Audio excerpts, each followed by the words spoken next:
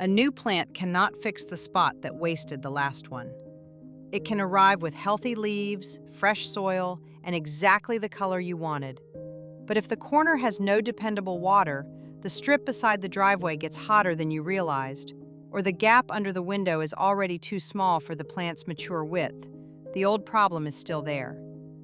Before you choose fall plants, check 5 places first: the dry corner, the narrow strip, the bed with no settled boundary, the foundation gap, and the bed with no clear job. We will finish with 5 questions that make the shopping list much shorter: light, water, mature size, maintenance, and purpose. This is planning work, not a national call to plant in July. In a hot region, waiting for milder weather may reduce transplant stress. In a cold region, waiting later is not always safer. Some evergreens need more time to establish before winter, and spring may be the better choice if the fall window is already closing. Prepare the spot now. Use local guidance to decide when the plant should actually go in. Start with the corner where the problem becomes obvious fastest, the one that never gets dependable water. Every yard seems to have one place that dries faster than everything around it. It may sit under a roof overhang, beside a mature tree, behind the garage, or at the far end of a hose that almost reaches but not quite. That corner can fool you on planting day. The nursery root ball is moist. The weather may be mild. The plant looks settled after one good soaking. For a week or two, there is no sign that the site and the watering plan do not match. Then the hose catches on the steps. The sprinkler reaches the lawn but misses the root zone. A summer storm wets the open yard while the eaves keep that strip dry. The plant begins to droop, and now the homeowner is trying to rescue a purchase that never had a realistic establishment plan. Before you buy for that corner, take the water there. Pull the hose all the way out and turn it on. See whether it reaches without running through a doorway, crushing another bed, or requiring a small furniture moving project every time you water. If the plan is a watering can, think about the full container, the distance, and how often you are honestly willing to carry it during a dry stretch. Look at the rain pattern too. The shady side of a house is not automatically moist. Eaves can create a rain shadow. Tree roots may use much of the available moisture. A slope can shed water before it soaks in. Compacted ground may take water slowly and send more of it across the surface instead of into the root zone. The phrase drought tolerant does not remove this problem. It usually describes what a plant can handle after its roots have spread into the surrounding soil. A recent transplant still depends heavily on the root ball and the soil immediately around it. The root ball can also fool you in both directions. Water may run down the loose soil around it while the original potting mix stays dry. Or dense soil around the hole may stay wet long after the root ball has enough moisture. Check near the roots instead of judging by the lawn or the mulch surface. Think about the first season separately from the plant's long-term needs. A shrub that may need little supplemental water later can still require close attention while it establishes. If the household cannot provide that temporary care, the better choice may be a smaller plant, a cooler planting window, or no purchase yet. That does not mean watering on a rigid schedule without checking. Soil texture, rainfall, temperature, wind, plant size, and drainage all change the need. The root zone should receive consistent moisture without sitting saturated. This spot gives you 4 sensible choices. You can improve the water route with a longer hose, a better sprinkler position, or simple drip irrigation. You can choose a plant suited to the dry conditions the corner actually has. You can delay planting until dependable aftercare is possible. Or you can decide that the corner is better used without a permanent plant. That last option deserves more respect. A clean, mulched area, a practical access route, or another non-plant use may be easier and better than repeating the same failed planting.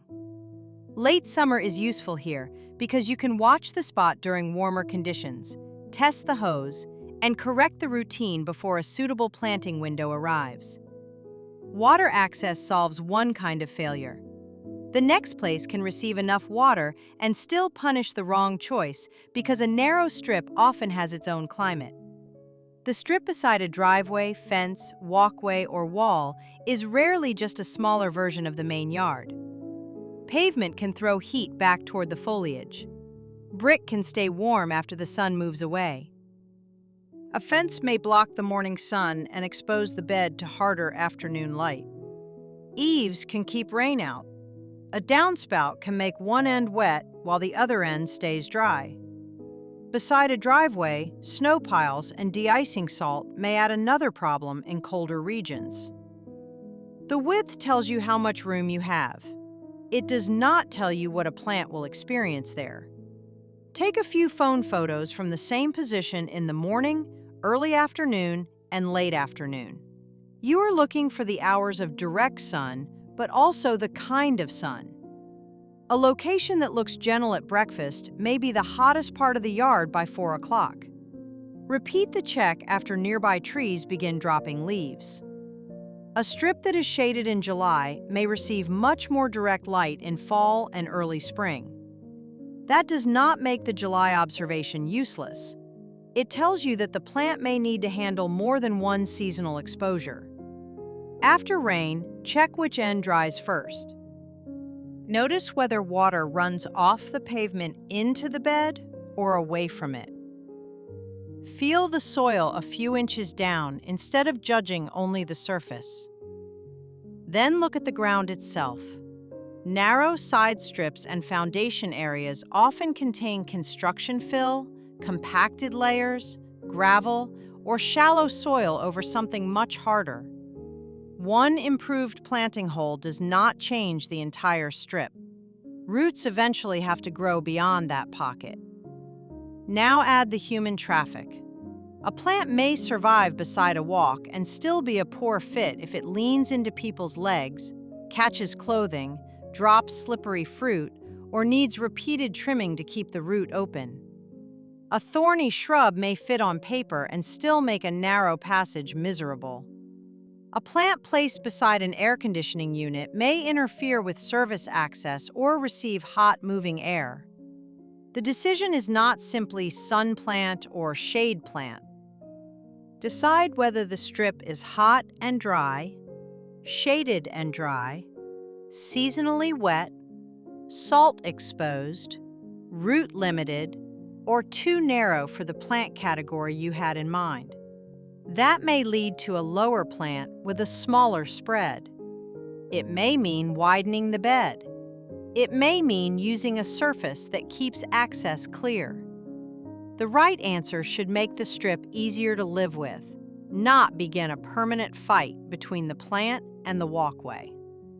This is another job worth doing before fall shopping. Once you know the strip's actual conditions, most of the tempting plants can be ruled out before they reach the cart. The first two spots threaten plant survival. The third creates a different kind of waste. The plants may live, yet the bed still has no settled area for them to occupy. Before placing new plants, decide where the bed begins and ends. A boundary that shifts every time the lawn is cut makes spacing difficult. So does a strip that narrows to a few inches, bends around several tiny points, or is too shallow for the mature width of the planned planting. You do not need a decorative edging project. You need a usable planting area. The edge can be cut into the soil, made with a material that suits the property, or handled another practical way. The material is secondary.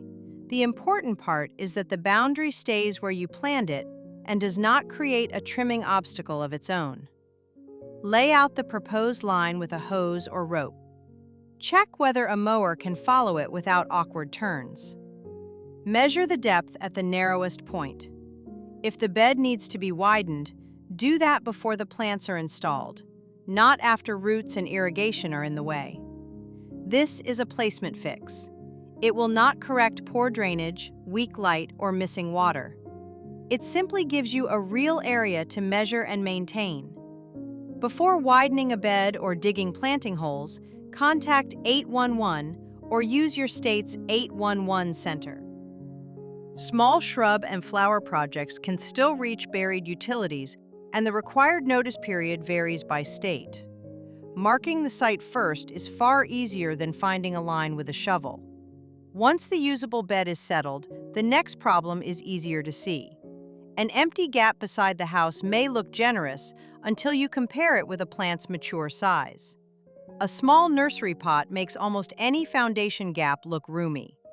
The house has to live with the mature plant. Measure the depth from the wall to the front of the bed. Measure from the soil to the bottom of the window. Note the path, downspout, faucet, utility box, vent, and any place someone needs to reach for maintenance. Then look up the mature height and width of the exact species or cultivar. Words such as compact and dwarf are comparisons, not measurements. A compact form of a large shrub can still be too wide for a shallow bed. Width is the number homeowners most often underestimate. A shrub listed at 6 feet wide does not need 6 feet only on the side facing the lawn. It spreads in every direction from its center.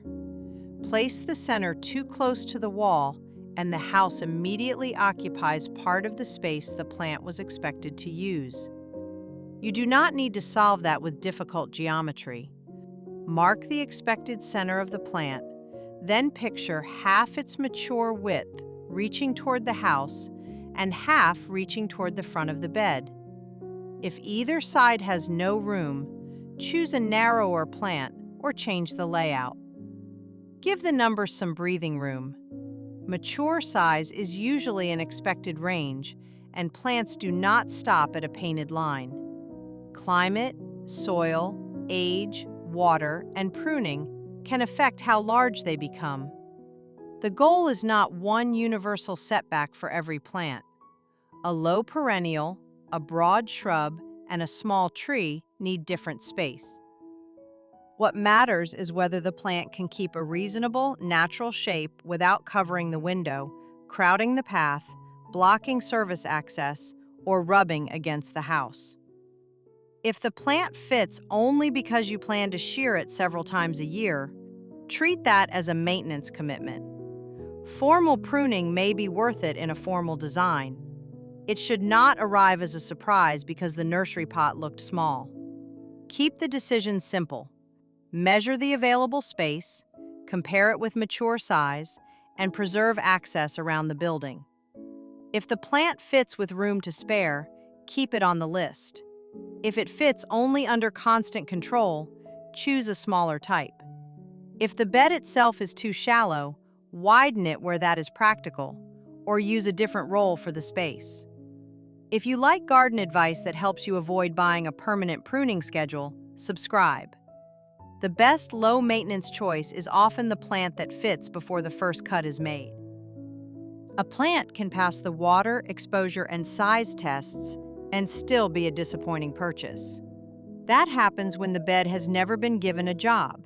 Stand where the space is normally seen or used and ask one question: what needs to be different here? Maybe the patio needs one sightline screened. Maybe the front walk needs a softer edge without losing walking room. Maybe the view from the kitchen needs color after the spring flowers fade. The bed may need steady structure, a clearer entrance, or enough height to balance a blank wall. Choose one primary job. A secondary benefit is fine. But do not ask one small bed to provide privacy, constant flowers, winter interest, wildlife habitat, no maintenance, and open play space all at once. Purpose changes what you look for.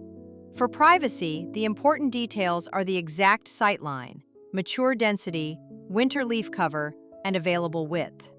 A tall plant in the wrong position can leave the view completely open. For path framing, the plant has to guide the eye without falling into the walking surface. Around a turn or step, keeping visibility may matter more than adding height. For structure, flowers may be a bonus rather than the main feature. A steady shape, useful foliage, or strong stems may hold the bed together for more of the year. For color, decide when and from where it should be visible. Small flowers can be charming beside a chair and nearly invisible from the street. A larger group or a stronger foliage color may do more work than several scattered blooms. Timing matters here too. If spring bulbs already carry the bed in April, another short spring bloom may not solve the bare-looking period in late summer. If the bed is beside a porch used mostly in fall, foliage and shape may matter more than a flower that finishes before anyone sits outside. For curb appeal, concentrate on the part of the yard people actually see. A plant hidden behind another shrub may be healthy and beautiful, but contribute almost nothing to the main view. Purpose also tells you when planting is not the first fix. Suppose the goal is to hide a utility box. A dense shrub directly in front of it may solve the view and create an access problem. The better layout may screen the sightline from an angle while leaving the service side open. The purpose stays the same, but the placement changes. Or suppose the bed is meant to frame a front door. Filling every inch can weaken that job by crowding the entrance. In that case, open mulch or a low ground layer may be part of the design rather than a gap waiting for another pot. A muddy root may need a stepping surface or drainage assessment. A utility area may need clear access. A corner used for snow storage cannot be planned like an ordinary perennial bed. A gate that already feels tight probably does not need a shrub beside it. Open space can be intentional. It can protect access, keep a small yard from feeling crowded, and leave room for nearby plants to mature. Now check the work attached to the purpose. A privacy planting may need pruning. A long flowering border may need regular deadheading or water. A neat formal edge may need frequent maintenance. A deciduous screen may work well in summer and become open in winter. None of that makes the plant wrong. It tells you what you are buying besides the flowers. By the time you can state the bed's job in one sentence, the shopping list should be getting shorter. That is the point. Fall planning becomes easier when you are rejecting plants that do not solve the actual problem. Before you choose anything, run the spot through 5 questions. How much light does it receive and when? Morning sun, hot afternoon sun, reflected heat, filtered shade, and bright shade are not interchangeable. Can you provide establishment water? Confirm that the hose, irrigation, or routine reaches the root zone and fits the household's real schedule. Will the mature plant fit? Check the exact expected width and height against the bed, windows, paths, utilities, and neighboring plants. What maintenance comes with it? Count the watering, pruning, cleanup, deadheading, dividing, or winter protection you are willing to repeat. What is the plant supposed to do? Privacy, color, structure, path framing, or another clear job should decide the category before appearance decides the winner. Then check the planting window separately. USDA hardiness zones help describe average extreme winter cold. They do not tell you whether this week is suitable for transplanting. Current heat, drought, soil moisture, plant type, and the length of the remaining establishment season still matter. In hot, dry weather, delaying a tree or shrub until conditions moderate may reduce stress, especially when reliable watering is difficult. In cold winter regions, do not assume that later in fall is automatically better. Some evergreens need an earlier window than many deciduous plants because they remain vulnerable to winter drying. If adequate establishment time is gone, spring may be the safer choice. Your local cooperative extension office can help with the timing for your region and the kind of plant you are considering. The answer can be different for a deciduous shrub, an evergreen, a perennial, or bare root stock. The site work is still worthwhile even when planting has to wait. You can map the light, solve the water route, establish the bed dimensions, contact 811, and decide the purpose without asking a new plant to sit through peak summer conditions in your area. Pick the one spot most likely to receive a fall plant. Take a morning and afternoon photo. Bring the hose to it. Measure the usable space. Write down the job the plant must do. Carry that short site profile when you shop. A plant can be healthy, beautiful, and fairly priced, and still be wrong for the place you have available. And when nothing on the table fits those conditions, leaving without a plant is a successful decision. You have stopped the yard from wasting another one. Which part of your fall plan is still unsettled? The watering route? The available space? The planting window? Or what the bed is supposed to do?